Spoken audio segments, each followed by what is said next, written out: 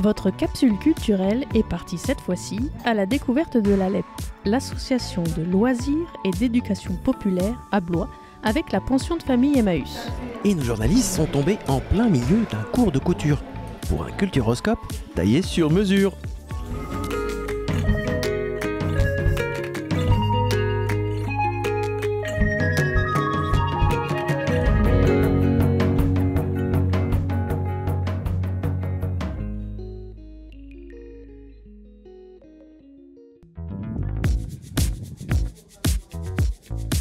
À l'ALEP, il y a un max d'activités proposées. Et ce n'est pas Delphine qui dira le contraire. Des langues avec l'anglais, l'espagnol. On a aussi guitare pour les enfants et les adultes, théâtre pour les adolescents et les adultes, et aussi théâtre d'improvisation pour les adolescents et les adultes. On a aussi de la gym avec du pilates, du renforcement musculaire, l'aquagym.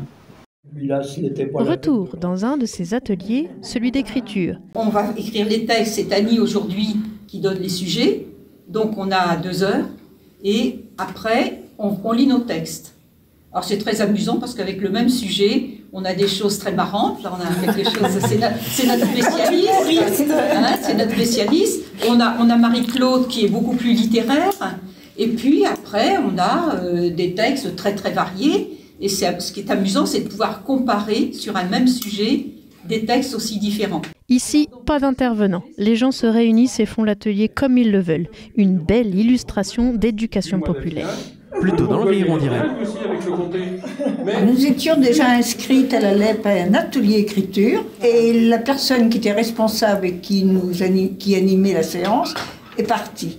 Et comme on trouvait ça très bien, on a décidé tout ensemble que ce serait dommage de se séparer. Et c'était à nous d'organiser, de préparer et de se mettre d'accord sur les règles communes. L'ALEP, c'est aussi une proposition artistique singulière et c'est Virginie qui nous en fait l'inventaire.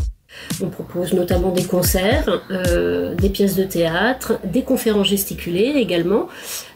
Voilà, il y en a pour tous les goûts. Et aussi, quand même très important, depuis 20 ans maintenant, on a l'atelier d'improvisation qui propose 5 spectacles à l'année.